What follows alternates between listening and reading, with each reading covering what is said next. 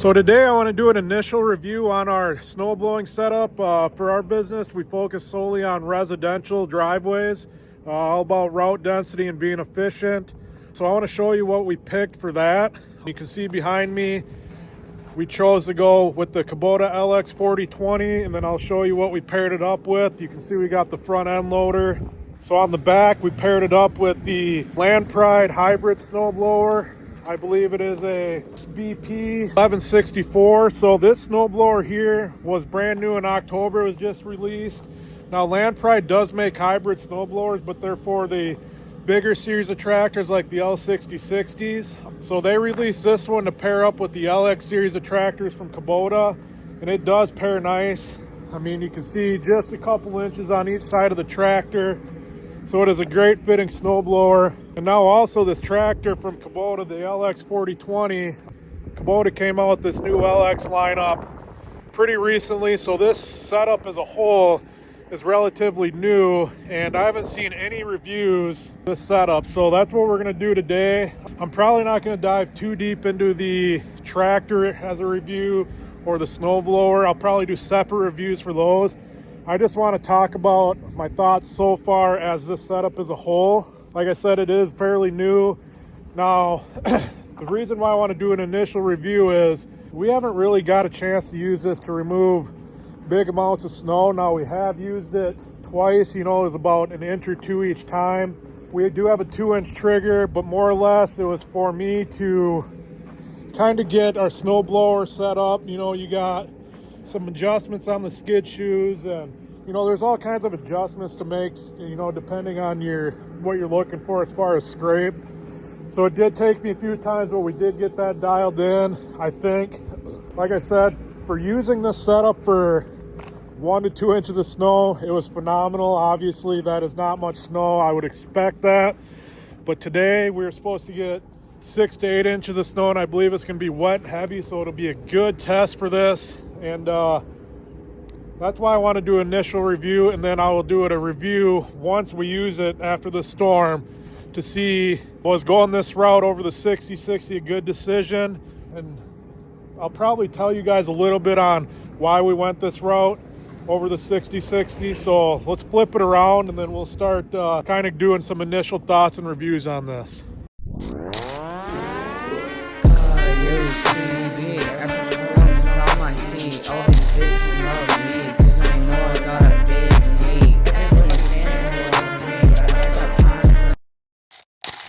So the first question you guys may be wondering is, why the heck did we go with a hybrid snowblower over your standard rear snowblower or a front mount snowblower? Main reason I would say for me is I like the process of how I could back up to the driveway or up to the garage door, drop it, get within a couple inches, and drive out. That was kind of the big thing.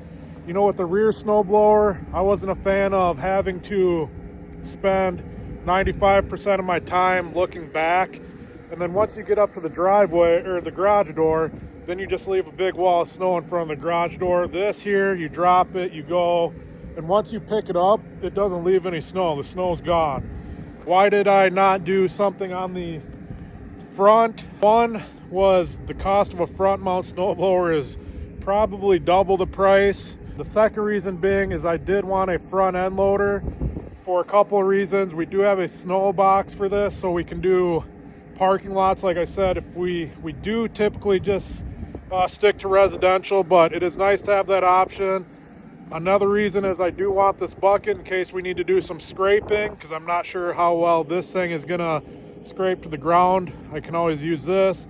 Another reason is I wanted a secondary source of snow removal in case this goes down in the middle of a storm. I can still push and stack snow with that.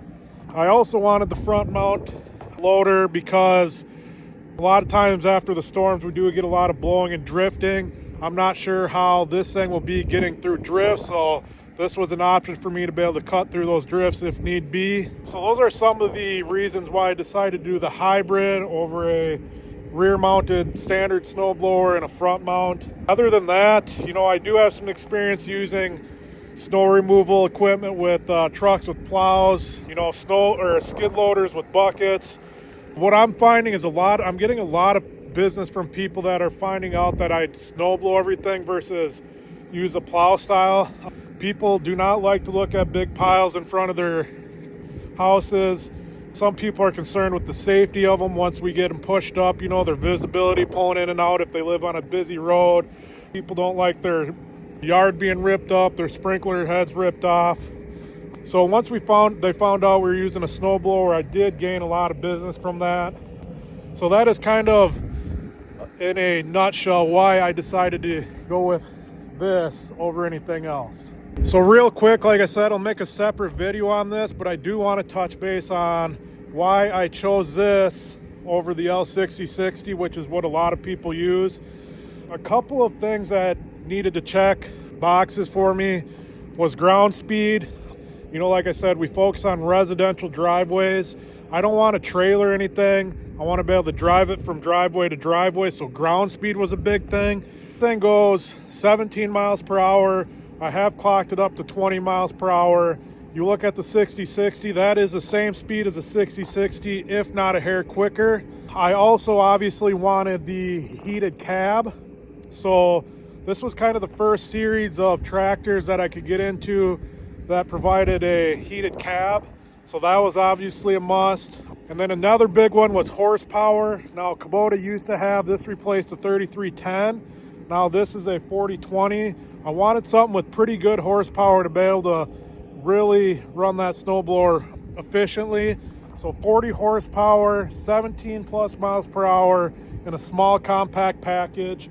The other reason is I like the size. One, in case I do need to trailer it. Now we do plan on using this solely for snow, but if we do end up utilizing it for something else, it's way more manageable to trailer. And then two, some of our in-town driveways are rather small where I feel like I can maneuver in and out quickly with this smaller compact tractor versus something bigger like the 6060. So I think the efficiency behind this is, the size of it's gonna make us more efficient. Now, one of my concerns with the tractor is ground clearance. Once those city ridges get built up, I am a little worried about getting hung up. Now we did add the bigger tires onto this. It gave us some more ground clearance, but I am a little worried, especially with the snowblower. I will lift this all the way up so you guys can see, but I'm a little worried about our ground clearance backing over some of those city ridges from the plow. And real quick, that is why initially I chose this over the 6060. The other factor was price. This setup here with everything, as you can see, was about 60 grand. If I wanted to do this with the 6060, we're looking at 90 to 100,000. The financing on this was way better. So if this actually works out for us, I can get two of these same setups for the price of the one 6060. And obviously our goal is to keep expanding. Next year I'd like to have 3 tractors. Year 5 I'd like to have 10 or whatever it may be. But if this works, and I can get 2 of these for the price of one 6060, we're gonna be sitting good. Today we're gonna find that out. Okay, so we talked about my biggest concerns with this tractor and blower setup being ground clearance. So I did go ahead and raise this all the way up. I do have it on the highest settings for the pins there. You can see I'm all the way at the bottom. So this is as high as we go. You can see here, I don't know, what do we got? Maybe a foot and a half. So, some of those ridges, they can be a couple feet tall. So right now, that's kind of my biggest concern is how am I gonna get through those driveways once that plow comes by. I don't know if I'm gonna have the ability just to back through them or what my plan is. Well, I guess we'll find out today, but again, that is why I have that, just in case, I can go ahead and, scoop my way through those ridges. Also, the same thing with the tractor. You can see we probably maybe have, maybe 2 feet of ground clearance there. So maybe even just driving in, I'm a little worried about hanging the tractor up. Who knows, maybe it's not gonna be a big issue, but right now that's kind of my initial concerns with this setup. So I guess one of my other concerns is the snow blower. So like I said, we did use this thing a couple times with 2 inches of snow. It did great, scraped right down. A lot of people say, well, why would you want this when you're just gonna drive over it and then you gotta try and scrape up your tire tracks where you already matted the snow down. So far, it hasn't been an issue. It's scraped really well. But this snowblower, I believe, only weighs 630 pounds. You might be thinking, well, that's a lot of weight. Well, when you run these hybrid snowblowers, the scrape really relies on the weight of the blower itself. Some of these other snowblowers, like I know you can get a snowblower similar in size from Norman, which I believe that thing's 830, 900 pounds. So if this doesn't work because of the weight, that is an option. We can throw one of those on there. But then I just get a little concerned about the structural integrity of like the 3-point itself. I don't want to end up cracking or breaking anything off throwing that much weight on. So those are kind of my two concerns right now: ground clearance and weight of the blower to get good scrape. So obviously I would consider us being in a commercial snow removal business, even though we're doing residential driveways. I would say the setup is not 100% commercial, but not a residential. It's kind of in between. The snowblower is a pretty thin gauge steel. Everything seems pretty beefy. As far as the tractor goes, I don't know the longevity of this on how well things are going to hold up. Kubota's a great tractor, a lot of good reviews. The snowblower, I think with some proper maintenance, they're pretty simple as long as you keep them greased and maintain them. I think it should last, but again, that'll probably be, we'll see how it holds up. So again, I guess that could be another concern, would be the longevity of this setup. Like I said, it's not exactly commercial, but not residential. It is still built pretty well, but we'll see. Time will tell with that. So if you guys have seen my other videos, we talked about fenders for this thing. Those of you that do snow removal, use tractors, fenders are a must to keep that road salt and slush off the windows. The first 2 times we went out, we didn't have fenders for it, and by the time the sun came up and stuff was melting, every time I'd get to a driveway, I'd have to get out and clean the windows because I could not see. So that was kind of my one other concern, because I could not find fenders for these things. I know the 6060s, they make Nordic editions that have fenders and etc. So we did end up making our own fenders here out of poly. Made some side fenders here to protect the doors and the mirrors. And then we got some rear fender extensions here. We are modifying these today before we go out. And then the other thing was the storage inside the tractor. You need to be able to carry tools, a shovel. Shear pins are gonna break. You need a hammer, punch, spare shear pins, lights. In my other video I talked about how there's no storage in this thing. Just enough to keep your personal belongings like your coffee, your phone, and some gloves and a hat, and that's about it. So, we did find solutions to this stuff. Here's our toolbox. We mounted our shovel on here. I do need to get a bigger one of these for cleaning the throat for when we clog, but so those were some concerns, but we were able to resolve those issues. But again, just something to think about. But like I said, without diving too deep into the tractor and the blower itself, I will do separate reviews on that. I just want to do an initial review on the setup as a whole. Obviously, so far, very happy with it. It does blow snow. I just don't know how much and how well, But like I said, very happy, very luxurious. It came with the LED lights and heated cab and the radio, and it is nice to work out of, but as an initial review, I am content.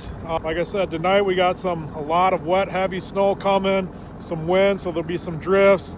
So probably tomorrow, once we get this thing put through the paces and we get all our clients serviced, I will do a post-storm review or an actual review on how well this thing does in 6 to 8 inches of snow.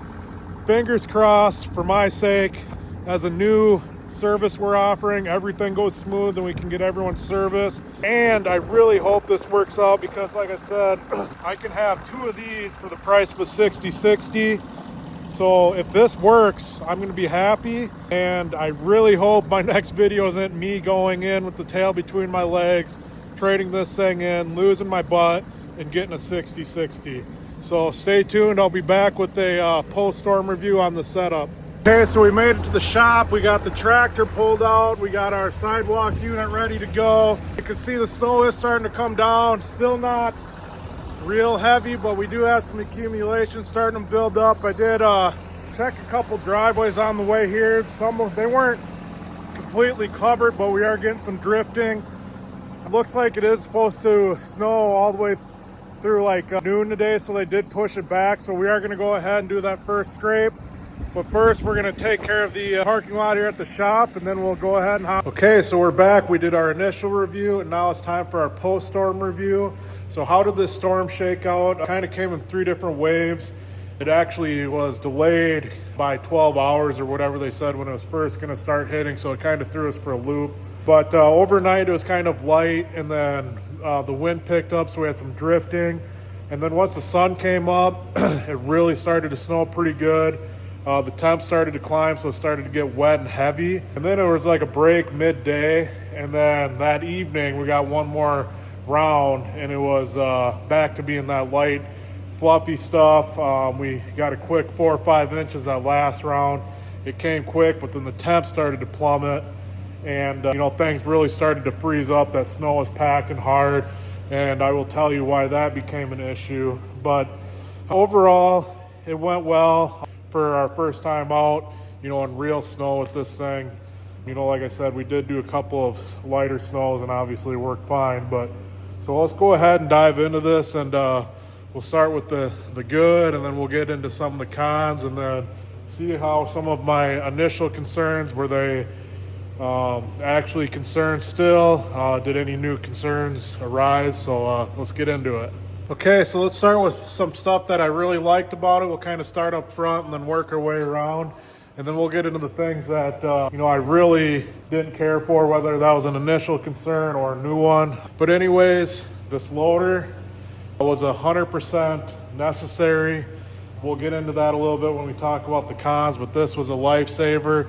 I was so against having this thing on because it adds so much more to the tractor, but thank God we did. It was a nice addition. What else? The ground speed, like we talked about on this thing, was absolutely phenomenal.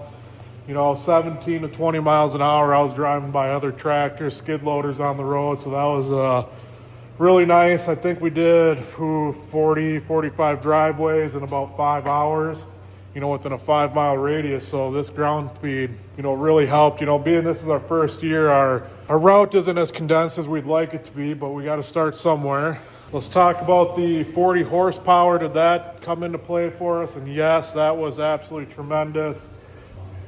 Paired with this 40 horsepower, paired with this BP 1164, this thing barely bogged down at all. I mean, this thing was chewing through snow, launching snow as fast as I could feed it. I mean, it was pretty impressive, actually. I mean, yeah, it bogged down a little bit.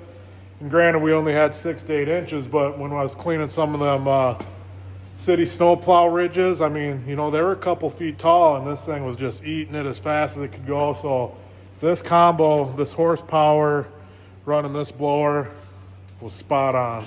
So one of the things we added to this tractor were the big tire upgrades. I don't know how much bigger they are than the stock. I know when you look at a stock 4020 with the tires that come on it, they look pretty small. We did that for extra ground clearance, and then we went with the new R14 tires. I was a little concerned with how these were going to do in the snow, hard pack snow, ice. I've heard a lot of good things, and this was another, I would say, a must-have upgrade if you're going to use this tractor for snow. These tires were absolutely phenomenal. I don't know if I ever even put it in 4-wheel drive. I mean, this thing was pulling like a freight train. I mean, it did not skip a beat. Yeah, when you got on some of the hard pack stuff trying to turn, you'd slide a little bit, but I mean, these tires did absolutely phenomenal in the snow, and then getting that extra ground clearance, to me, if you're doing this setup, is an absolute must. So working our way around back here, still talking about some of the good stuff. As far as the snowblower goes, I mean, this thing was phenomenal. It ran really, really well. Didn't have any issues with it. Yes, we blew a shear pin. I'll talk about that here in a minute. But as far as mechanically, it did everything I needed it to do except for one of the most important things. And this will kind of move us into our cons, is the scrape quality, which I knew was definitely high on my concern list with this thing only weighing 630 pounds. not having much for adjustments. You can see you only get 1, 2, 3 for the skid shoes.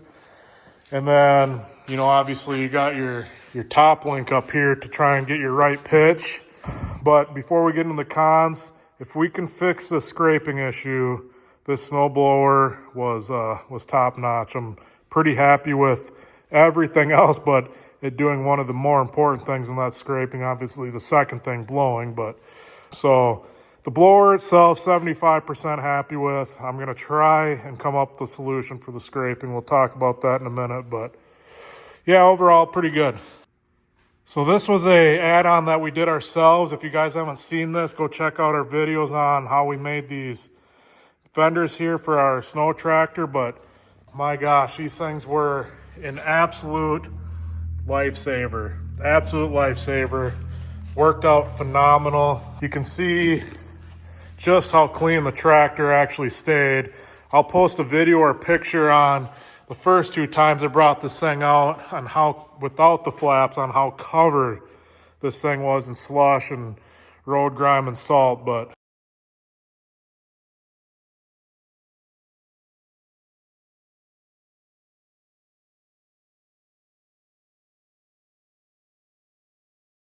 I mean, these fenders, again, if you're using this tractor as a snow removal tool, the fenders are gonna be a must. So if you guys are interested in checking that out, go ahead and look at our other videos. We show you on how we did this stuff. But yeah, you can see the windshield, spotless, the side doors, spotless, the mirrors, all clean, back window. Before I put these fenders on, the first 2 times I went out, I was stopping at every driveway to get out and clean off the windshield and the doors, and I couldn't see nothing. So yeah, we have a windshield wiper, but that did not help me with the side doors or the mirrors. So the fenders are a must. So in my initial review, we talked about ground clearance being a concern of ours with the blower and the tractor. I am less worried about that now after this last storm. We were on top of things, yeah, but we were still backing through some 2-3 foot city plow heaves, you know, at the end of driveways like it was nothing. No 4-wheel drive. I mean, I was just using this thing and we were just bulldozing right through. Now, granted, it was pretty soft snow. If something like that were to freeze up, then we'd probably have issues, but I feel like anything, you know, once it got to that point, would have issues getting through, which is where, you know, I would use the buck if I had to. But, you know, the ground clearance is my initial concern. Not too concerned anymore. Again, really happy I did go with the bigger tires, though, that is for sure. So we'll kind of transition into some of the issues I've had or the cons, whether they're big or not. This is just some things that I felt like maybe I can address or didn't really care for and might steer me in a different direction. So as far as the cab goes, it did its job. You know, it kept me out of the elements. I was comfortable for the most part. You know, the windshield wipers and the defrost were definitely nice to have. The radio, it was relatively comfortable in there. You know, after being in there 2 days straight, obviously it got to be a little much, but the cab, you know, is obviously a must if you're going to be doing snow removal. But let's dive into some things where I do have some issues with this. So not necessarily a bad thing at all, but the Kubota LX4020s, which was a big selling point for me, has all new LEDs on the front, the top, and then in the back, whereas the older Kubota still have the halogen style. So this was a big plus for me, and these things are freaking bright.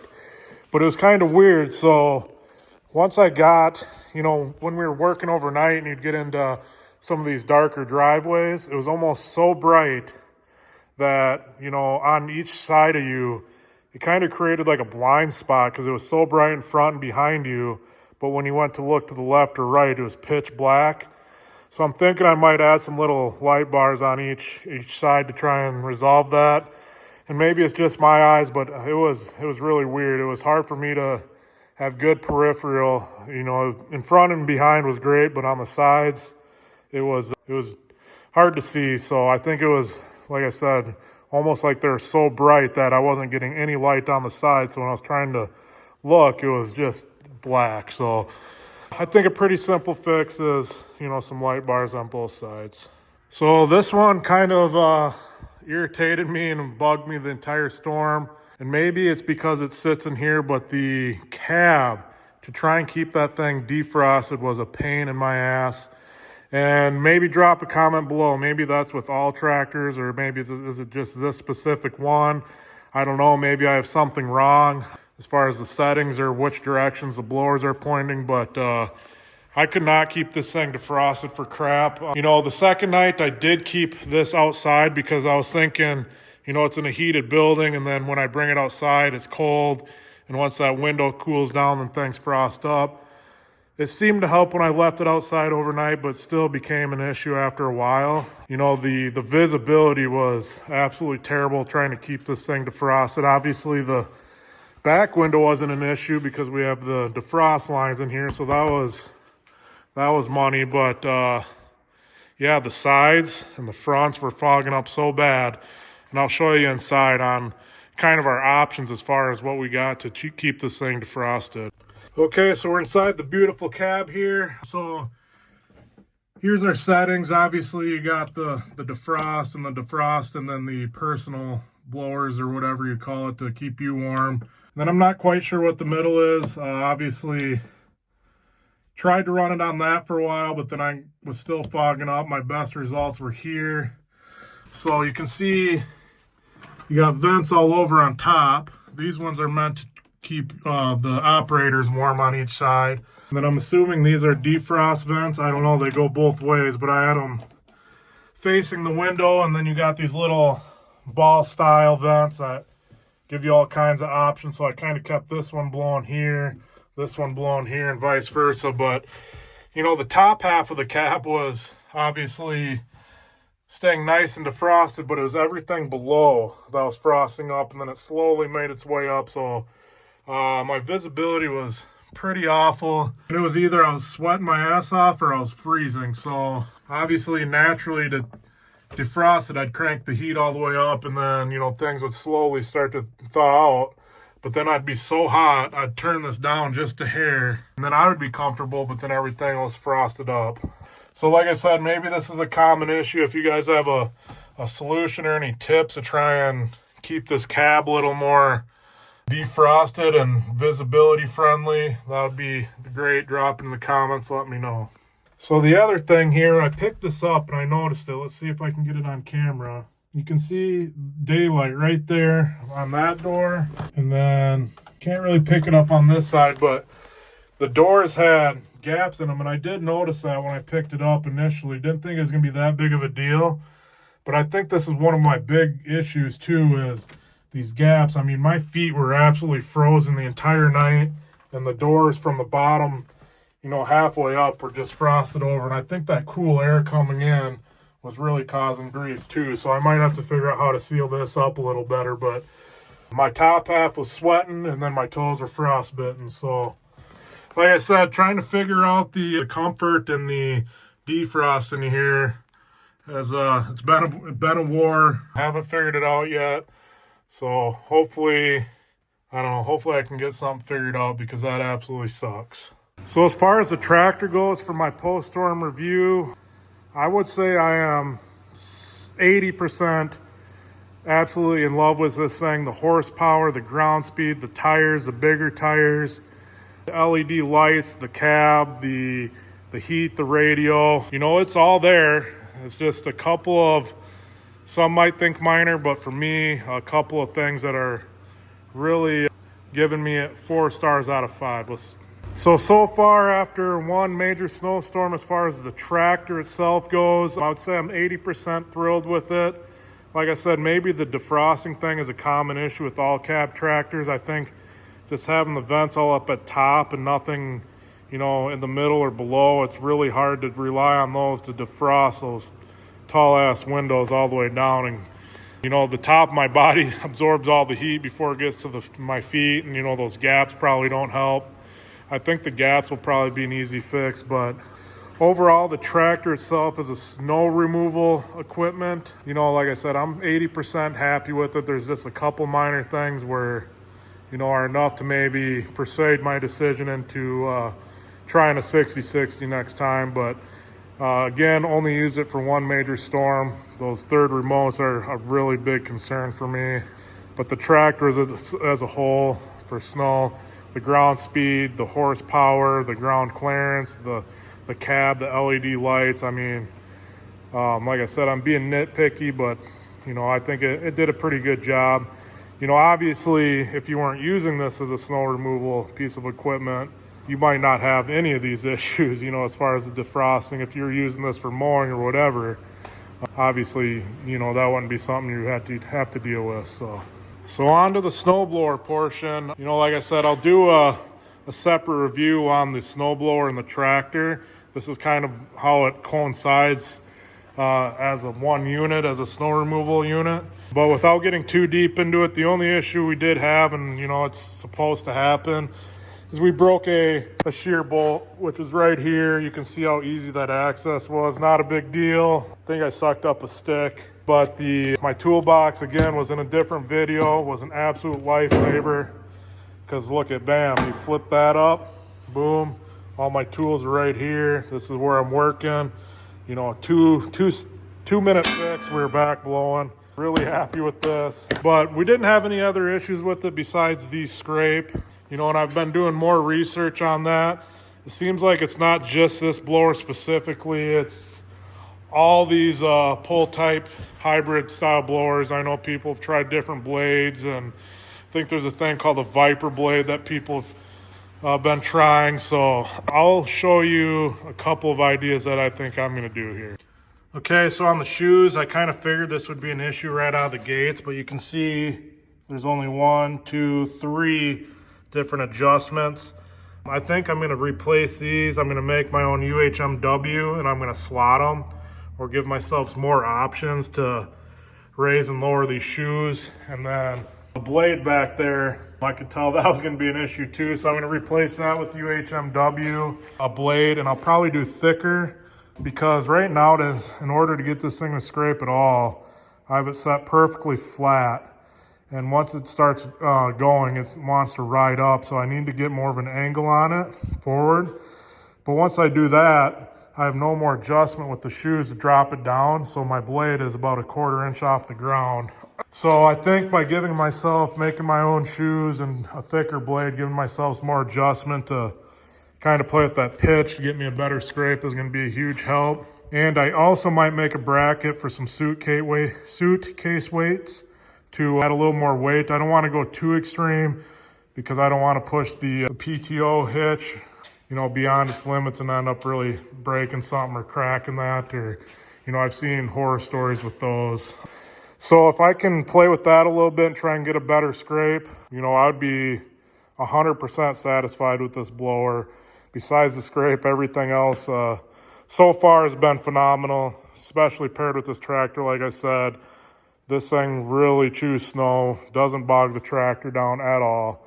So this is a great combo here. It's just fine tuning and hopefully getting this thing to scrape better. I talked about being thankful that I ended up purchasing this bucket and keeping that on for this storm, because, you know, the first part of the storm was light, fluffy, and then it got wet and slushy. This handled it just fine. We were scraping pretty good. But that second round, once we got that 4 or 5 inches and it got cold and everything, you know, kind of packed and tightened up, this snowblower, every time I'd set it down, would just ride right on top of that packed snow. And, you know, it'd leave at least 2 inches. So what I ended up doing was using the bucket, back dragging everything towards the road, and then I drop the snowblower, run over it, shoot it in the driveway. It added a couple minutes to each driveway, which is fine right now because we have a little bit of wiggle room, but kind of defeats the purpose on why I went with this. Now I'm adding an extra step. So hopefully my adjustments to the blower can get me away from having to do that. I'm fine if I have to do it every once in a while, but if I have to do it every time we're out, it kind of defeats my efficiency behind this. Now I think this is a 60-inch bucket. I do have a 72-inch snow box that I can put on this with the back drag blade. you know, to hopefully keep some of that from spilling and making the back dragging quicker if I have to. Again, it kind of stinks having this much excess hanging off the front when you're trying to whip in and out of these driveways. You got to kind of keep an eye out. You know, it just makes it that much bigger of a unit. But hopefully, like I said, we can get this straightened out, and this would just be a secondary source of snow removal. But I'll keep you guys in the loop on how this all goes. Okay, so we did our initial review on this thing. You know, we did use it twice, but that was only in 1 to 2 inch snows, and that was more or less to kind of give me a chance to figure this thing out, try and dial in the blower. So we did an initial review, and now we have done our post-storm review, you know, 6 to 8 inches of various snow types, from light and fluffy to wet and heavy to the hard pack stuff. The ultimate question is, did I make a mistake on buying this over the L6060? I wouldn't say that, because I saved myself about $40,000, you know, by going this route. And I don't quite have the clientele to justify spending that kind of money on a 6060 quite yet. I barely have it enough to justify this, but you got to start somewhere, and I like to go big out of the gates, and I do like this business model. I'm hoping I can get the snowblower to scrape better, because that is my only concern with that. You know, the tractor, you know, for the most part was phenomenal. I was being nitpicky, but when you spend 60 grand, you hope everything works as you want it, which is, for me, never the case. So, you know, I figured there'd be some kinks that we'd have to work out, and, you know, we're working through them with the mud flaps. We resolved that issue. You know, the gaps in the door, I think that'll be an easy fix. You know, maybe I'll get some feedback in the comments on how to defrost this thing better. Maybe there's something I can do to, I don't know, I've done it before on a side-by-side where plumb a heater line, you know, on the bottom to try and get some heat on the floor. Maybe that's an option. Maybe someone's done that. But again, this was a review on the setup as a whole, so not just a tractor or just a snowblower. You know, it's this setup as a whole. You know, if the clientele justified it, another tractor, which I'm hoping to get a second next year, would I get another one of these? I think if I could get the scrape quality down, you know, I probably would. Just to, because like I said, I could almost have 2 of these for the price of a 6060. But, you know, I don't know. We'll see. You know, ultimately my goal is to get this thing dialed in, because I'd love to have, you know, 5 or 10 of these things running around in the next 5 years or so, because, you know, they're efficient, don't take up much room, you can trailer them, you know, and it'd be nice to have all the same tractors so all your parts were interchangeable. You know, and I'm trying to stick with this business model with the hybrid snowblower. I think it's great. You know, the other option would be, if I can't get the hybrid to work, you know, there really, I mean, Norman does make a blower that's a little bit heavier. Maybe I'd have the better luck. I'd be willing to try that. But my next option would require a bigger tractor and more horsepower. So if I can't get the snowblower to work, then I think I would have to go to a 6060 to try my next option, which would be, I've been eyeing up the Pronovost PXPL, you know, with the front where you can drive in like a standard blower, and then it's got that shield that flips down and you can back drag and blow on the way out. I'd like to try one of those, but again, hoping this works.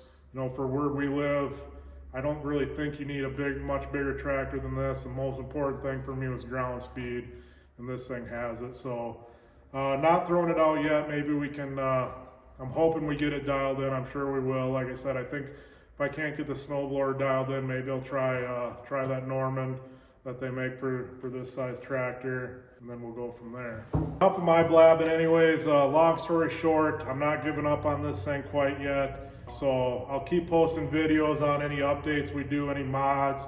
I'm gonna try and do, next time it storms, I'll do a kind of like a day in the life vlog, bring you guys with, so you guys can kind of see this in action. I think my next move within the next couple days is start messing with the UHMW on that blower. Hopefully we get snow to test it out. I'll show you guys that process. But anyways, if you guys are really liking this stuff, go ahead and like and subscribe to the channel. If you guys have any input for me, let me know. If you have any other questions, I know it's kind of probably all over the place. I was trying to keep the review as a whole, not just on the tractor and not just on the snowblower. I'll do separate on those, but it was just this unit as a whole. If you guys have any more questions or want more opinions or thoughts on this, let me know. I'd be glad to answer those for you. Otherwise, we'll catch you guys later. Thanks.